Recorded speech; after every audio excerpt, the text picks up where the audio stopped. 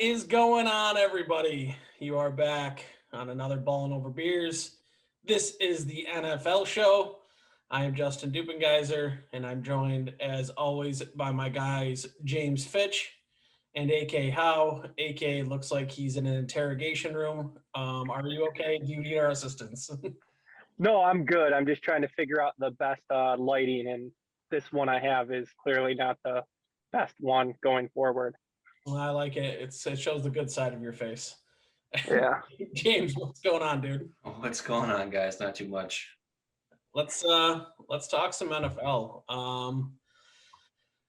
Not too busy right now, right? We went through kind of that first couple waves of busyness as far as free agency is considered. Couple big news drops, and we'll start with the biggest one, and that was that the NFL made the 17-game schedule official. I guess we'll just start reactions right away. James, what was your initial reaction from hearing the news?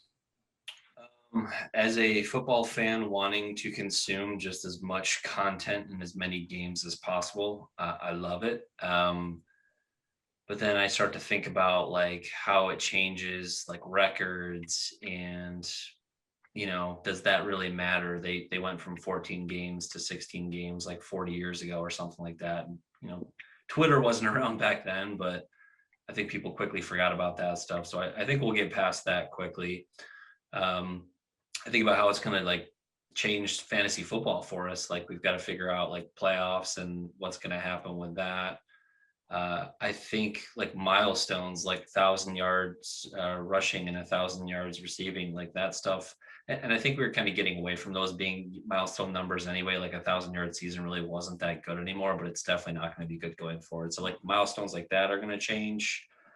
And then the scheduling quirks, like I was reading into like the home games now, like it's going to be unbalanced each year in terms of who gets that extra home game. And one proposal that I read that I think makes sense is they had proposed alternating conference.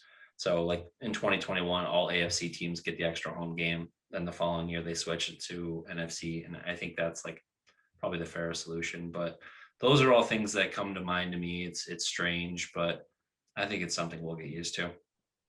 Yeah, Iki, what about you? What were kind of your initial reaction to it? Well, kind of like James, I was pumped as just a football fan to get more games. But then thinking about it, are the players going to hold out? Because if they're not getting paid or like extra money for playing an extra game, it's going to be a nightmare. And from what I've been seeing with the salary cap is they don't plan on increasing the players' wages. So they're actually getting paid less a game now. And unless they figure something out with the salary cap, if it's going to be floating for the next couple of years, or if they're just going to raise it a certain percentage, I think that there's a lot to be discussed between the NFLPA and the NFL about wages. It is kind of weird that they're just like jumping right into it, right? Not like, hey, in 2023, we're going to go to a 17-game schedule. So we're going to start adjusting, like you said, like the salary cap accordingly. And we're going to start talking to the players union to figure out how we can get this all worked out. I don't know, like you guys, I like more games. I think that's exciting and fun, but at the same time, I think part of what made the NFL so great is that they are less, right? You have NBA, NHL, and all of this that are multiple games a week, and like you can almost always just turn the channel and find a game on almost any night of the week.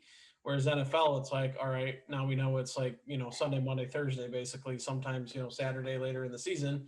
With COVID, it was, Tuesday night doubleheaders. But I like the scarcity of it. I think it makes you want more of it, and that's part of what makes it so great. I don't know if adding an extra week will change that much. I mean, I do think that it makes it interesting if you look at it from like a fantasy perspective, because if you're doing that extra season or that extra week, like a lot of teams, like a lot of leagues, like we don't count that last week normally in general.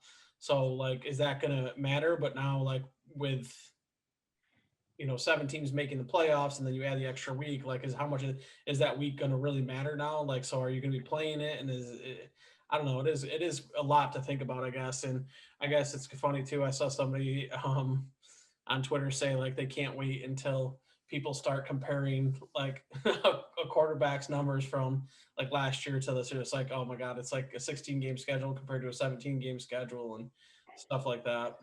Yeah, Yeah, I think you're gonna just have to go to like average per game. So Yeah. instead of like James was saying the 1,000 yards rushing or whatever, the new milestone might be averaging 100 yeah. yards receiving a game. Might be more important than a 1,200 yard season or whatever. It'll be interesting to see how injuries are treated, how players sit out, like we see in the NBA. We see load management. Is that going to become more of a thing in the NFL?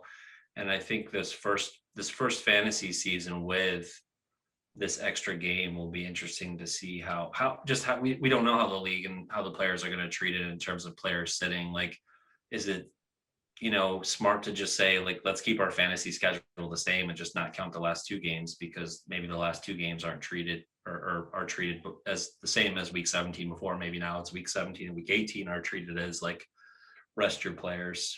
That'd be my guess, but I don't know. We'll have to kind of figure that out as we go. I think we're all kind of in these waters where we don't know what's going to happen. And to AK, to your point about like the players sitting out, that they agreed to this, right? Like that's what I was reading. This collective bargaining agreement that they're in right now, like they agreed to the potential to switch to this many games. So I don't know that they really have any grounds to stand on.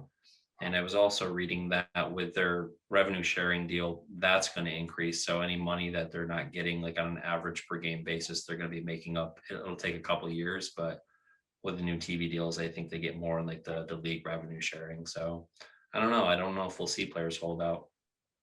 Yeah, I think the big part of that was the uh, TV deals with Yeah. revenue sharing going up, and they just signed that massive, massive deal with Amazon. So Amazon's going to be taking over the Thursday night games, and that was just like some ungodly number, 100 billion or something like that dollar contract with them. And then they also, on top of that, got ABC back. So ABC's signed some huge contract. I'm pretty sure that they're in the Super Bowl rotation now. So like that's another. So like the salary cap's going to skyrocket. Like it's going up huge next year in next few years probably.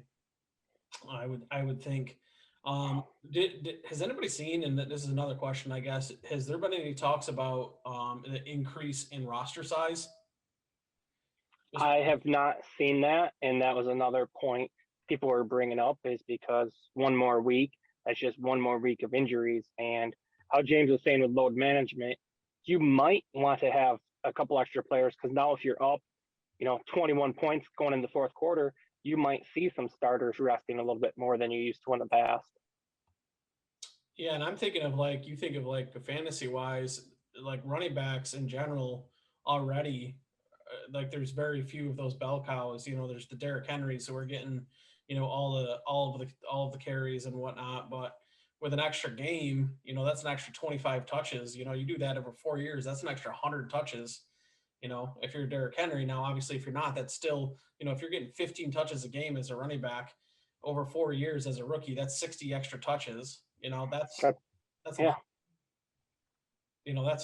That's a half a season, extra already banging on your body. So I don't know. I think the extra roster spots might be something interesting. I know that they had a lot of flexibility in the roster situations this year because of COVID. So I wonder if they would just adapt some of that rules where they had extra guys roster. They were allowed to move guys from IR, back and forth twice or something like that. So that would be something I think that would be an interesting thing to keep an eye on if that's something that might come down the road as a result of this. Did they do you increase the roster size for the COVID season last year? And if they did, would it make sense to just keep it there? Keep it at Yeah, I those. think they did. I think they added didn't like I think they went so the game day roster is so it's usually the roster was 53 and I think the game day was 48 and I think they increased it to like 55 or 58. I wonder if it's going to be hard to go back on that stuff, having gotten accustomed to it. Right.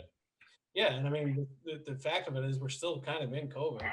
I mean it's not like it's just gone away. Now I know Goodell said he wants full stadiums and stuff, but I know in workplaces around me there's multiple cases, still happening at places. So you think about the health protocol, obviously stuff has changed where it's not like a huge quarantine thing where a lot of those measures have gotten lighter, I guess you could say. But I mean, it's still an issue where if somebody gets COVID, they're going to have to sit out. So you think that they would do Now, that until it's situated.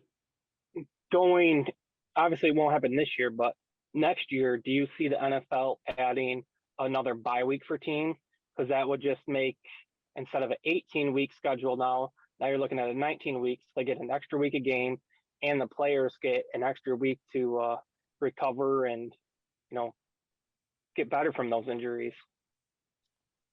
They should have did that now, but it wouldn't surprise me if it took a while before they did that. Yeah, I don't know. I think that as much as they talk about it being about player safety, it's about player safety until it interferes with making money. I mean, I guess another Well, for them would just be more money because now you're just another week. So right. maybe, I mean, I They don't, can mask the player safety and right. use it as that excuse, but they really just want that extra week for an extra week on television for extra week of money. And there is one thing that the NFL is good at, and that is keeping themselves in front of you every day of the calendar, whether it's they're in season or not. They find ways to make sure that everyone is talking about the NFL. Yeah. So by doing that, it would push the Super Bowl back another week because their plan right now is to have the season start at the same time, and then the Super Bowl just gets bumped back a week. So bad news for me, no more birthday Super Bowls. That kind of sucks, but I guess I'll survive. But yeah, I think the plan as it stands right now is to start on time and then push the Super Bowl back a week. Didn't you get to watch one of the Super Bowls like in the ocean on vacation or something on some big screen once Yeah, it was the Niners, Ravens. Ravens. when the power went out? Yep, and my power went out too. This guy blacked out at night. Little vacation birthday Super Bowl. Yeah, yeah. Didn't see the end of the game. Classic. Classic. Classic mix up. That's that's pretty sweet though. Yeah. Yeah. So I don't know. Any last thoughts on the 17 game schedule? I guess just are you for it or against it, James? I'm okay with it. Again, it's gonna be weird at first, and just the traditionalist in me is it's gonna be hard again, like with those metrics and the fantasy season. But I think once we get through one season, it'll just be like, yeah, whatever. We'll hardly notice this in a couple of years. AK? Oh, I'm for it. Give me another week to lose money betting. It's fair. I'm nervous about it because I saw that the Chiefs game that they picked up on the 17th game is the Packers. So Oh, Yeah, I do like how they doing the schedule though, because it is gonna be it's not easy. some games that you're not gonna get often. It's gonna be pretty cool. it's a matchup with the same seed in a different division, right? Like um, Yeah.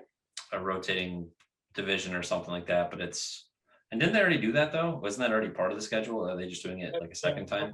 Yeah, you play like you rotate which divisions you play, and then you play the seed of an opposite one. So they must just be adding like another division seed that you're playing. Yeah, the Bills. And so the Bills are picking up the Redskins. The Washington football team, James. Oh, geez, I dropped a hard R. Hard R. You can't do that.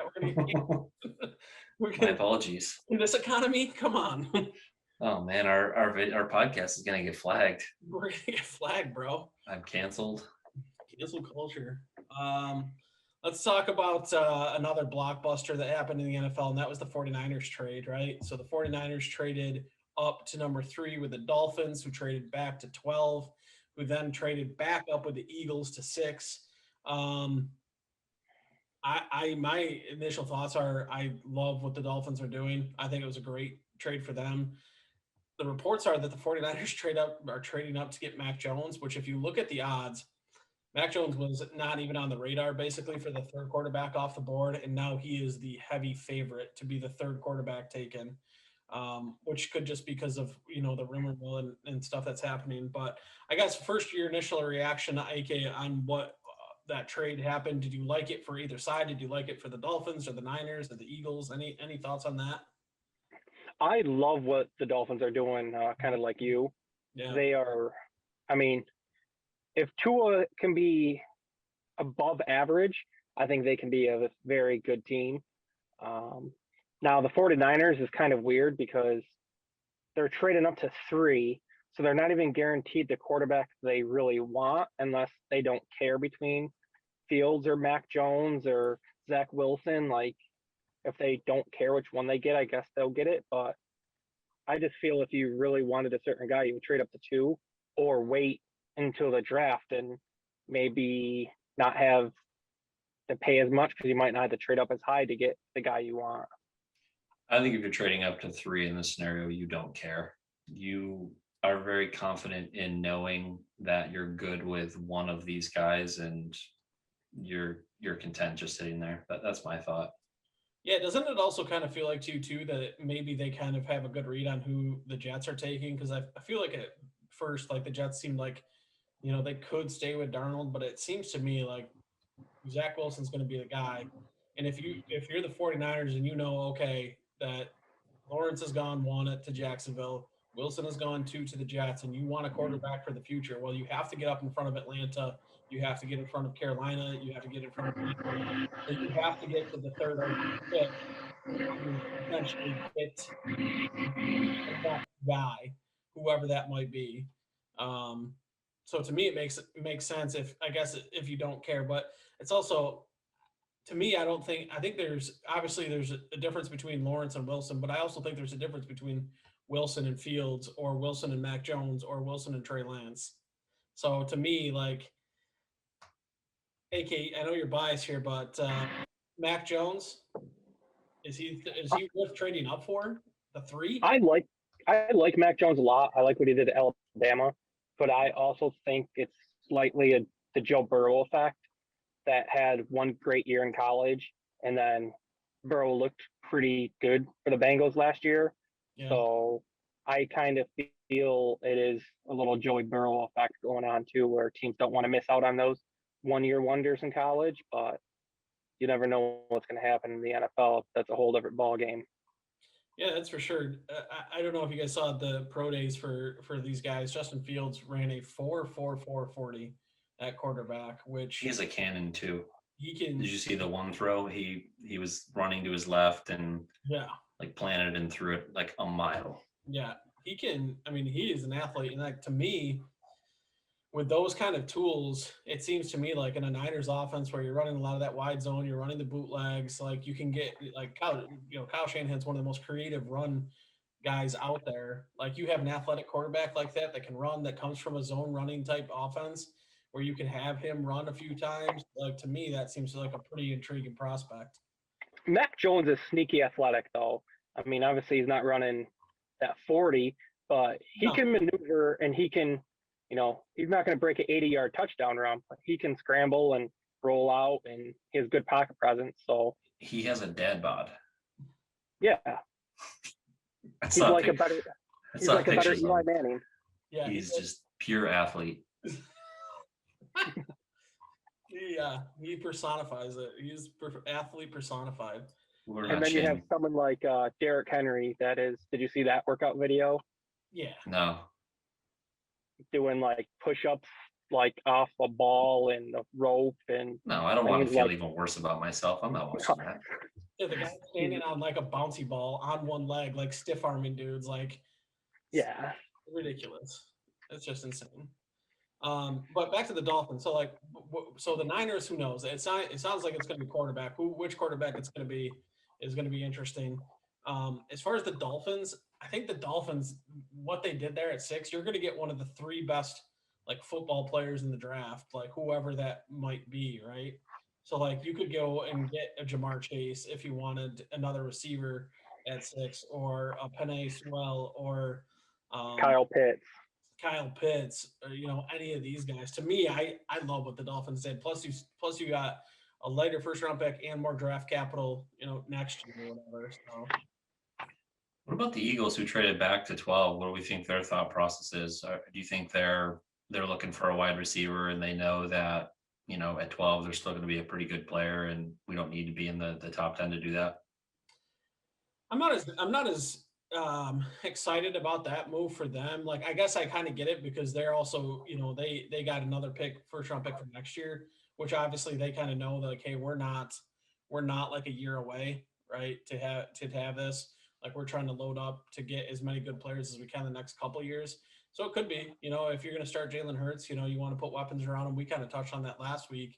Is if he's your guy going forward, dude, they need bodies at wide receiver. Like, they'd have nobody. Like, who would be there? Jamar Chase, Devontae Smith would probably be gone. Maybe Jalen Waddle. I don't. Yeah, it's hard to imagine that many receivers going that early, but it's a highly touted class, right? Oh yeah, no, for sure it is. For sure it is. And I mean, you still got to think that, like, Bengals are up there. They'll take a tackle. You know, Hopefully. hopefully, you got a couple spots. The Cowboys, the Broncos, those both kind of wild cards. They could either both take like a defensive back, or like Broncos could go quarterback. If the first three are gone off the board, 1, 2, 3, maybe the Broncos just sit there and wait, and they do take a Trey Lance if he's left, or Justin Fields if he's left, or whoever it might be. So I mean, they still could get a great football player. At 12. I mean, you're still getting, if you assume the first three picks are the quarterbacks, you're still getting the top 10 player outside of quarterbacks, right? So I don't think that's the worst thing in the world. I just did a Google search for a mock draft, and I pulled up Cynthia Freeland's, and she has the Jets taking Rashawn Slater, offensive tackle, 2 overall. Niners taking Zach Wilson, Bengals taking Sewell, Dolphins taking Pitts, and then the Eagles taking Devontae Smith.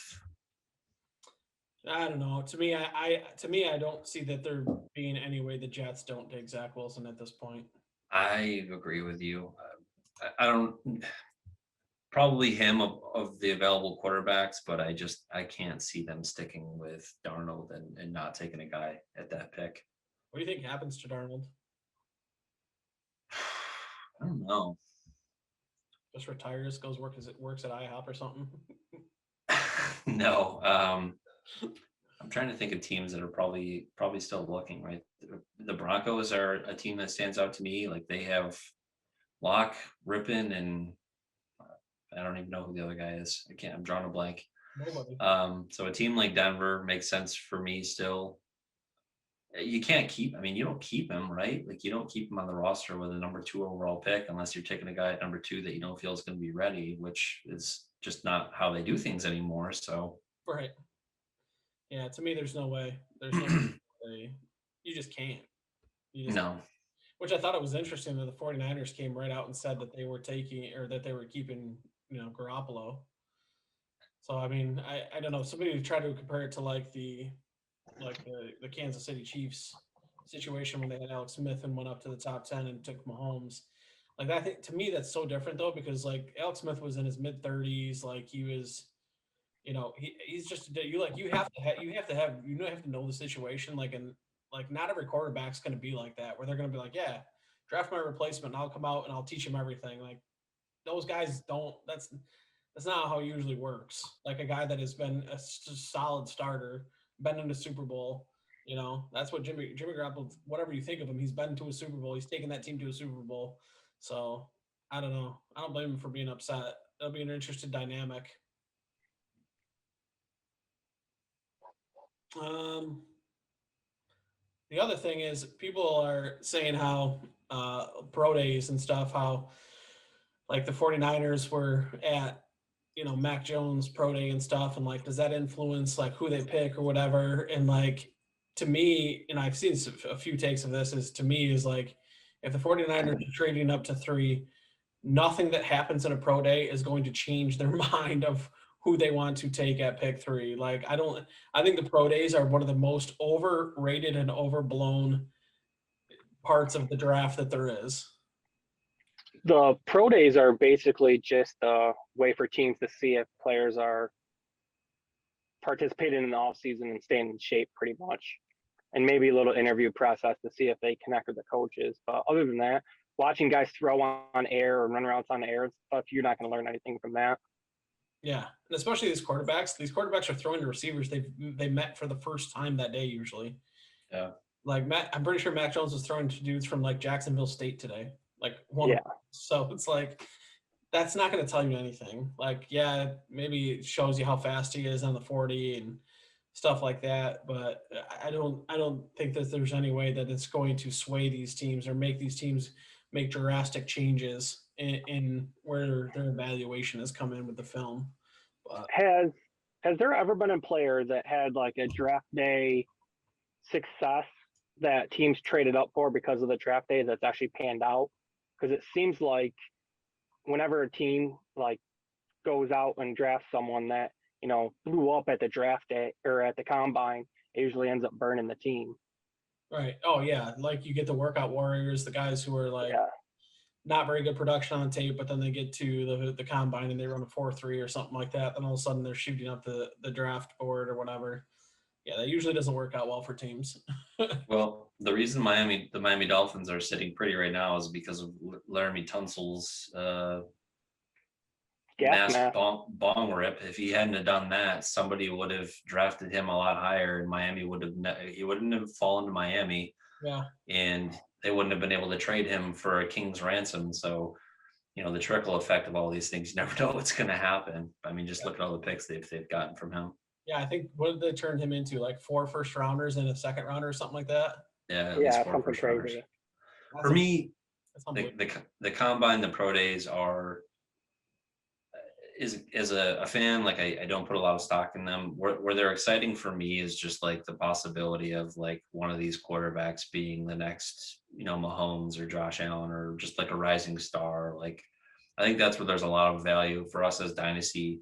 We're all in a dynasty league together, and we start to get really excited about the league, the dynasty league, this time of year when we watch the combine and we watch these pro days, and we're going to do our rookie draft, in close to a month, a little bit more than a month. So that's kind of my thought. That's how I look at these events. I don't put a lot of stock in them, but it's just exciting to hear about the buzz and to get excited over which guy you're going to have on your team, both your professional team that you root for and your fantasy teams.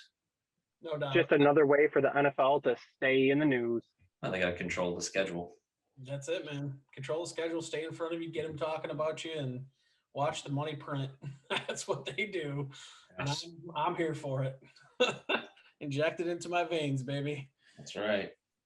All right, fellas. This is just going to be a quick one tonight. Little update about what's going on in the NFL. We're going to be coming at you a lot more with a lot more stuff when draft season kicks around. We'll be talking about dynasty drafts. We'll be talking about rookie drafts.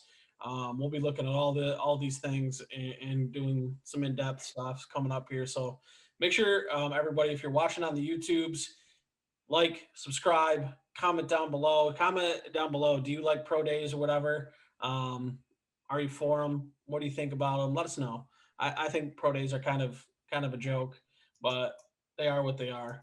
Find us on Twitter at Ballin Over, right? You can find James on Twitter, Fitchy24, AK on Twitter, Kenny Truelove. And you can find me on Twitter at JDiz1617. Head over to Border Fuel Sports. Lots of podcasts, lots of shows, and there's going to be a store opening up so you can get all that merch. There will be Ballin Over t-shirts, Ballin Over beer t-shirts. Make sure you're going over and buying those. So we appreciate everybody being here, and we'll talk to you next time.